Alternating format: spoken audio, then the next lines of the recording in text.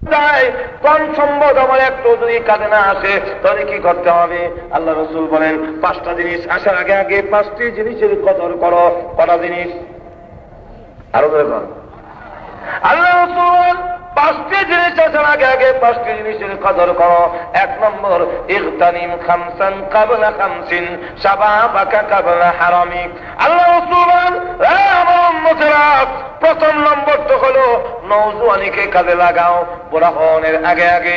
এই সময়টা যদি কাজে লাগাও, বান্দা রে, যুবক অবস্থায় যদি তুই একবার আল্লাহ বলে ডাকবে, আমি আল্লাহ তোরটাকে 70 বার জবাব দান করি। এবং জোয়ান অবস্থায় যখন তুমি সকলের কাছে দামি, তখন আমার কাছে আসো। কিন্তু এই সময় আসে না যখন নাকি বুড়া হয়ে যায়, আর যখন কারো কাছে কোনো দাম থাকে না, শ্বশুর বাড়িতেও দাম নাই, তারপরে বউর কাছে দাম নাই, কিন্তু একটু বেশি কথা বললে হয় ফেরফেরি করে না, বুড়া হয়েছে না, বুড়ো শয়তানের বুড়া হয়েছে, এত ফেরফেরি করো। সন্তানেরা ধমক মারে, কিছু বললে সন্তানেরও ধমক মারে। এখন দেখা যায় সন্তানের কাছেও দাম নাই। ঠিক আছে, বুদ্ধি দিছে, মসজিদে যাওগা, মসজিদে বুড়া হয়ে গেল, হয়তো মসজিদে নাহলে তবলিগে, আর কোনো পথ নাই, বুঝলেন না?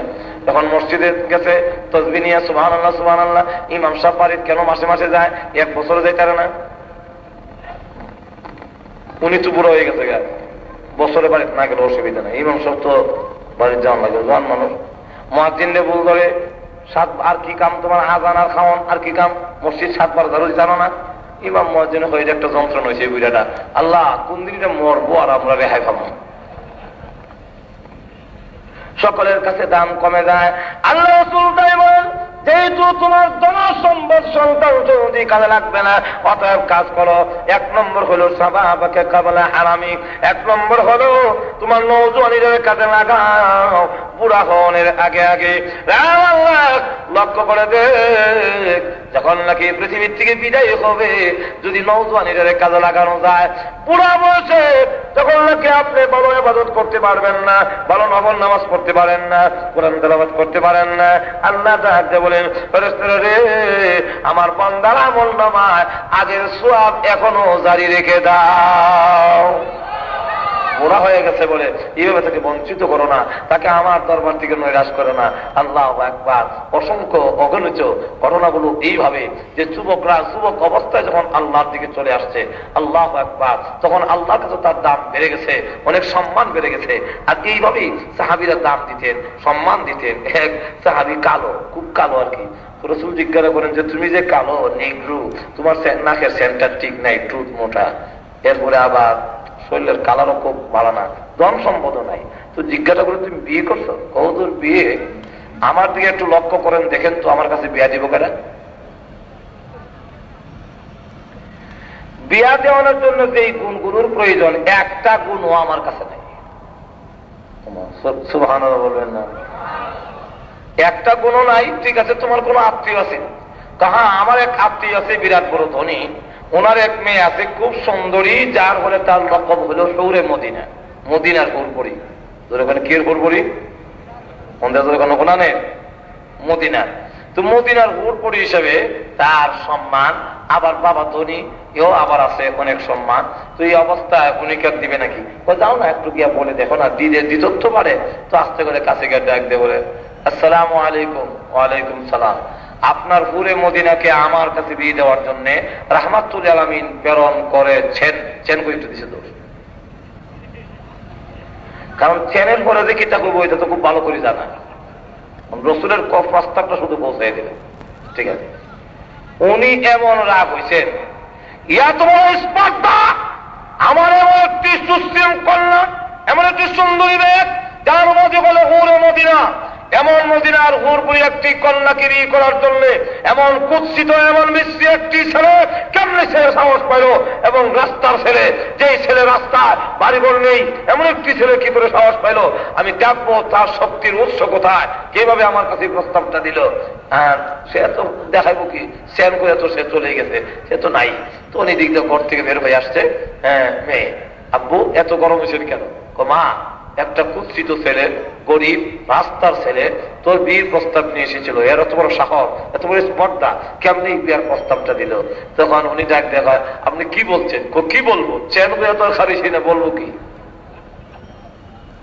মেয়ে ডাকবে, বাবা আপনার মতামত। ও মতামত কে সাহস করে বুঝে দেখ। মেয়েটা ডাকবে, বা আমি কিন্তু তার প্রস্তাব গ্রহণ করে নিয়েছি। তুমি তার প্রস্তাব গ্রহণ করে ফেলেছ, নিশ্চয়ই তুমি তাকে দেখোনি। তাকে দেখলে জীবন রাজি হইবে না, নাকের সেন্টার ঠিক না, টুট মোটা, টিক্কেল লাগান কালা, মুসাই সাহেব বায়ান করি। ওনাকে যখন নাকি ওই বিয়ের আগে নাকি শুনছি আর কি, বিয়ের আগে যখন নাকি পাত্র দেখতে আসছে, ওনাকে বললো যে ওনাদের সামনে আসো। উনি ঘরের ভিতর থেকে জবাব দেয়, আমি গিয়ে লাভ নেই, তারা বাড়ির গিয়া ফাইটার তলা দিয়ে গেলেই। ফাইটার তলা দিলা রং, আমি মুসাইদের ফোলা রং। আটু ধরে কেন সুবহানাল্লাহ। ফাইটার তলা দিলা রং, আমি মুসাইদের কিরকম রং। আল্লাহু আকবার। কি মনে লোকটার দাম আসেনি?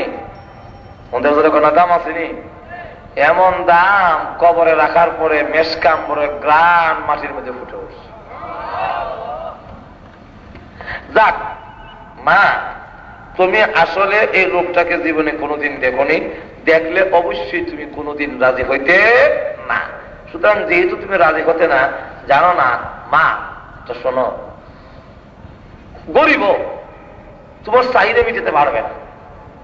মেয়ে ডাক দেখো, ছেলে কুৎসিত না সুশ্রী, সুন্দর না কালো, ধন আছে কি নাই সেটা জানতে চাই না। ওগো আব্বা, আমি এই ছেলে কেমন, ধন আছে কিনা তাও দেখতে চাই না, সুখ হবে না অসুখ হবে তাও আমি জানতে চাই না। কিন্তু আমি ঘরের ভিতর থেকে শুনেছি এই ছেলেটি মাঝখান দিয়ে একটি নাম উচ্চারণ করেছে, যে নামটা হলো মুহাম্মদ সাল্লাল্লাহু আলাইহি ওয়াসাল্লাম। মুহাম্মদ সাল্লাল্লাহু আলাইহি ওয়াসাল্লাম নাকি তাকে প্রস্তাব দিয়ে প্রেরণ করেছেন। এই কথা বলি দৌড় দিছে, ও আব্বা, দুনিয়ার যত কষ্ট আছে, দুঃখ আছে, সেটা যত বেশি হোক না কেন, ওই মুহাম্মদ রাসূলুল্লাহর ইজ্জতে এবং তার খাতিরে এই ছেলের প্রস্তাব আমি গ্রহণ করে নিলাম। যেই মাত্র এই কথা বলেছে, এমনি আব্বা সুবহানাল্লাহ। মেয়ে যখন রাজি, আর যদি আপনি মতামত দিতে আপনি একটু দেরি করেন বা রাজি না হন, আমি স্বেচ্ছায়, আমি যেহেতু এখন বালেগা, আমি যেহেতু এখন উপযুক্ত, সুতরাং আমি আমার মত নিজে দিয়ে ফেলব। তো আরো বেশি ছেলেকে, ঠিক আছে, ছেলেকে দেখাচ্ছে। বিয়ে করবার মতো টাকা পয়সা আছে তো, বাজার করতে পারবে তো? মাফ চাই।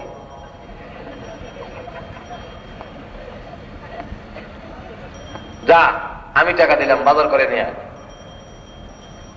মার্কেটের ভিতরে ঢুকছে, বাজার করবে। এমনি শুনি হযরত বিলাল ঘোষণা দিয়ে যায়। কি ঘোষণা? আসলে কোন মুসলমান আর ঘরে বসে থাকতে পারো না। শুনেছি উহুদের ময়দানে আল্লাহর হাবিব রাহমাতুল লিল আলামিন বিপদের সম্মুখীন হয়ে গেছে। আর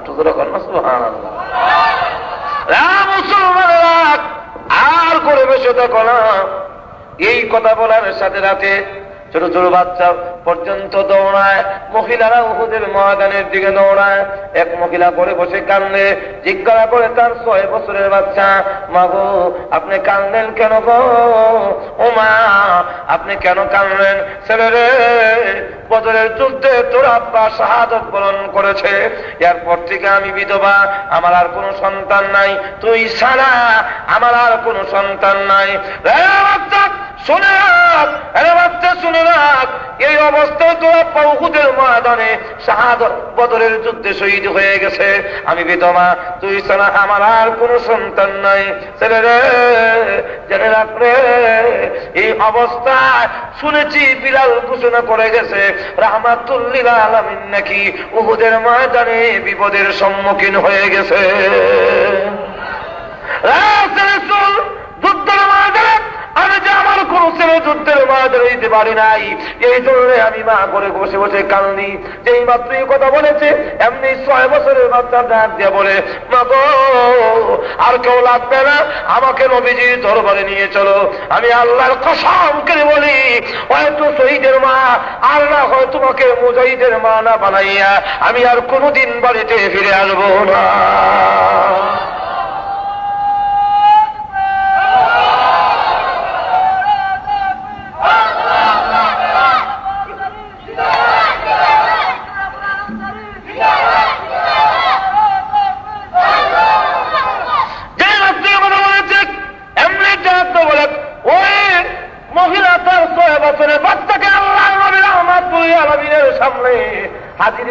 বলছে, আল্লাহর নবী গো, এর চাইতে বড় ছেলে আমার নাই, এই ছেলে আপনার দরবারে হাজির করলাম, মেহেরবানি করে কবুল করুন।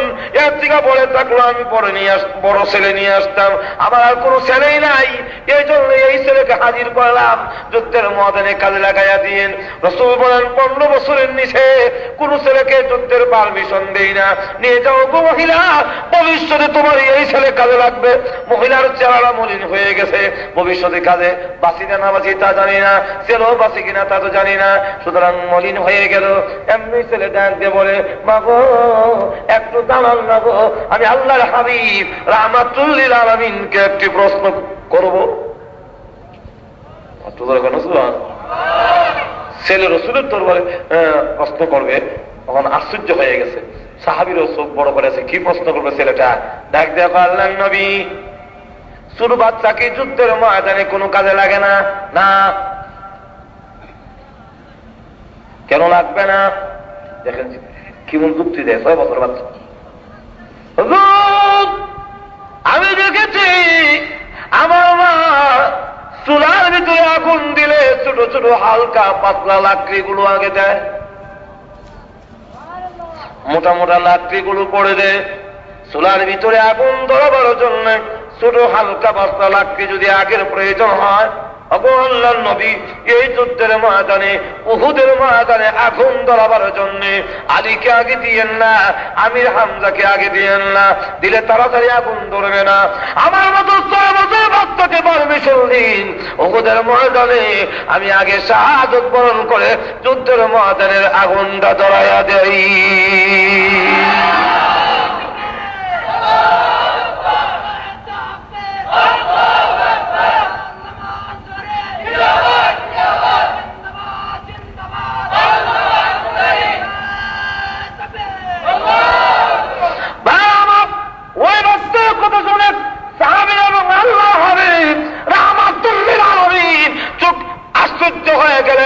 সুন্দর কথা ছোট বাচ্চার জবান দিয়ে কি করে আসলো? এমনি ডাক দিয়ে বলেন, জিবরাইল হাজির হয়ে গেছে বড় একটা তালিকা নিয়ে, নবী গো এই বাচ্চার মাকে জানায় দেন গো, আল্লাহ মুজাহিদের মা যে তালিকা করেছে এই তালিকায় এই মহিলার নামও উঠাইছে। আমার উহুদের ময়দানের দিকে সকলেই দৌড়ায়, বিলাল ঘোষণা করে গেছে আর কেউ করে বসে থাকতে পারে না। এই অবস্থায় যখন দৌড়ে দৌড়ে যায়, এমন সময় ওই কালো সাহাবী, মনে আসেনি? মনে আসেনি? কালো সাহাবী মার্কেটের ভিতর থেকে শুনে হযরত বিলালের কণ্ঠস্বর শুনে যায়। বিলাল ডেকে বলে, মুসলমানেরা রে, আর করে বসে দেখো না, তাড়াতাড়ি চলে আসো, উহুদের ময়দানে আল্লাহর নবী বিপদে পড়ে গেছে, বিপদের সম্মুখীন হয়ে গেছে। কালো সাহাবী ভাবতে লাগলেন, এখন যদি আমি বিয়ে করতে থাকি, আল্লাহর নবীর গায়ে যদি কোনো আঘাত লেগে যায়, কিয়ামতের কঠিন ময়দানে আমি এই সাহাবী কাল আল্লাহর রাসূলের আশিক হয়ে দাঁড়াতে পারবো না। কিয়ামতের ময়দানে কি জবাব দিব? আল্লাহ রাব্বুল আলামিনের দরবারে আমার কি জবাব হবে? আর এখন যুদ্ধের ময়দানে যদি যাই, হুরে মদিনা হারাই, আর জীবনে হয়তো হুরে মদিনা নাও পেতে পারি। এই অবস্থায় যখন নাকি শুরু হয়ে গেল, কোনটা করবে কি করবে না, হুরে মদিনা নিব নাকি জান্নাতের হুর গিলমান নিব? এমনি দুনিয়ার হুর বই কেলাচি বেড়ে হুর গিলমান পাওয়ার আশায় ওই টাকা দিয়া আর বিবাহের সামান না কিনে কয়েকটা অস্ত্র কিনলেন, খরিদ করে উহুদের ময়দানের দিকে দৌড়ায়। উহুদের ময়দানে গিয়ে দেখে কাল্লা রোল পড়ে গেছে। সাহাবীরা কেবল কানলে আর কানলে। আরে কালো সাহাবী, শুন রে, উহুদের ময়দানে গিয়ে লাভ নাই, আল্লাহর নবী রাহমাতুল লিল আলামিনের খোঁজ পাই না। আটু দেখুন না, সুবহানাল্লাহ, নবীর খোঁজ পাওয়া যায় না। উহুদের ময়দানে আল্লাহর হাবিব রাহমাতুল লিল আলামিনের কোনো সন্ধান পাই না। সমস্ত মানের মধ্যে খোঁজা হচ্ছে। হযরত আলী একবার যারা আহত হয়েছে তাদের মধ্যে সন্ধান করে, আবার যারা শহীদ হয়ে গেছেন তাদের মধ্যে সন্ধান করে, আবার দুশ্মন চালাইয়া রাসূল নবীজির তালাশ করে, কোথাও রাসূলের খোঁজ পাওয়া যায় না। উহুদের ময়দানে দাঁড়াইয়া চোখের পানি ছেড়ে দিয়া কাঁদলে, আকাশের দিকে চোখ উঠাইয়া ডেকে ডেকে বলে, প্রভু গো, বুঝতে পেরেছি বেয়াদবি করেছি, তোমার নবীর সঙ্গে অন্যায় করেছি, আমরা অপরাধ করেছি। প্রভু এই জন্য মনে হয় তোমার নবীকে আকাশে উঠাইয়া নিয়ে গেছো, বেয়াদবির কারণ যদি নিয়ে থাকো মেহেরবানি করে আল্লাহ তুমি ফিরাইয়া দাও। তোমার নবীকে আল্লাহ এই জমিনে পাঠাইয়া দাও, আল্লাহ তুমি পাঠাইয়া দাও। হযরত আলী কারণে আর হযরত ওমর ময়দানে বসে আছে, আমি আর যুদ্ধই করবো না। হযরত আনাস ইবনে নাযর রাদিয়াল্লাহু আনহু থেকে কয়েকজন লোক বসে আছে, জিজ্ঞাসা করে তোমরা বসে রইলে কেন, উঠো না। কয় উঠবো না, উহুদের ময়দানে নবীজির সম্মান নাই, নবী যদি না থাকে আমরাও দুনিয়াতে থাকতে চাই না। এমনি আনাস ইবনে নাযর রাদিয়াল্লাহু আনহু ডাক দিয়ে বলে, সাহাবীরা রে উঠলে এই জান্নাত, এই পাহাড়ের পাদদেশ থেকে আমি আনাসের নাকের মধ্যে জান্নাতি সুঘ্রাণ লাগতেছে। এই অবস্থায়, করুণ অবস্থা, কান্নার রোল পড়ে গেছি। হাসান হুসেন দৌড়ায় উহুদের ময়দানের দিকে, ফাতেমাও দৌড়ায় উহুদের ময়দানে। আখালি নবীজির কোনো সম্মান নাই, রাহমাতুল লিল আলামিনের খোঁজ পাওয়া যায় না। কারণ রাসূলের কান্নায়, রাসূল যদি কাঁদতেন সাহাবীরা তো সহ্য করতে পারতেন না। মাত্র দরজা বন্ধ করে তিনি কাঁদলে, নামাজে যায় কাঁদলে, আসতে আবার কাঁদলে, আবার নামাজে যায় কাঁদলে, আবার হুজুরে আসে কাঁদলে, নামাজে যায় আবার কাঁদতে কাঁদতে যায়, নামাজ পড়ে হুজুরে এসে পানি দিলে পানি গ্রহণ করে না, খাবার দিলে খাবার গ্রহণ করে না, শুধু কাঁদলে আর কাঁদলে। এই অবস্থা দেখে সাহাবীদের মধ্যে করুণ অবস্থা সৃষ্টি হয়ে গেল। সাহস পাই না গো, আপনাকে জিজ্ঞাসা করতে আমি সাহস পাই না। আল্লাহর নবী দরজা খুলেন না, আপনি যদি কাঁদলেন আল্লাহর কসম আবু বকর কোনদিন তা সহ্য করতে পারে না। আল্লাহু আকবার। নবী দরজাটা খুলেন না, একটু জানি আপনি কাঁদলেন কেন। রাসূল ইশারা দেয়, আয়েশা দরজা খুলল না, আবু বকর যদি ঘরে ঢুকে কাঁদবো আর আমাকে জিজ্ঞাসা করবে, ডিস্টার্ব করবে, আমি আমার উম্মতের জন্য কাঁদতে পারবো না। আর তো দূরে করবো সুবহানাল্লাহ। আবু বকর সিদ্দিক অনেককাল অপেক্ষা করে কেঁদে কেঁদে চলে গেলেন। আবু বকর সিদ্দিক রাদিয়াল্লাহু আনহু বলে, নবী আমি আবু বকর আপনার জন্য সব কুরবানি করতে রাজি। নবী গো, এই ও নবী, ও রাহমাতুল লিল আলামিন, আমি আবু বকর যেখানে সব কুরবানি করলাম। আবু বকর সিদ্দিক নবীজির সাথে মার খেয়েছেন, কাফিরদের মার খেয়েছে, অজ্ঞান হয়ে গেছে। গরম দুধ যখন তার মুখে হুঁশ আসার পড়ে দিবে, মা তার মুখের কাছে নিয়েছে, আবু বকর দুধটা পান করে নে, শরীর থেকে রক্ত ঝরেছে, তোর শরীর বড় দুর্বল হয়ে গেছে, অজ্ঞান হয়েছিল, এখন হুঁশ এসেছে, একটু দুধ পান করে নে। মা না গো, আমি গরম দুধ মুখে নিব না, আগে সংবাদ দাও আমার নবী রাহমাতুল লিল আলামিন কোন অবস্থায় আছে। যতক্ষণ পর্যন্ত রাহমাতুল লিল আলামিনের কোন সংবাদ না পাবো, আল্লাহর কসম এই দুধ আমি আবু বকর কোনদিন পান করব না। আপনি যখন নাকি এইভাবে কাঁদেন, আমি আবু বকরের অবস্থা কেমন হয়। তথাপি তিনি যখন ব্যর্থ হয়ে গেলেন, চলে গেলেন, ওমর তাআলা বলে, ইয়া রাসূলুল্লাহ, ইয়া হাবিবাল্লাহ, আমি ওমর, বলুন আমার কাছে মদিনার কোন মুনাফিক, কোন বেঈমান আপনাকে আঘাত করেছে, কষ্ট দিয়েছে, আমার কাছে একটু বলুন। রাসূল তখন ডাক দিয়ে বলেন, আয়েশা দরজা খুলো না, ওমর আমার দরজায় বারবার ডাকে, না খুলতে দিও না, যদি ঘরে ঢুকে পড়ে সে আমার ডিস্টার্ব করবে, না দিও না, অনুমতি নাই। চলে গেলেন ওমর ব্যর্থ হইয়া, দাঁড়ালেন হযরত আলী।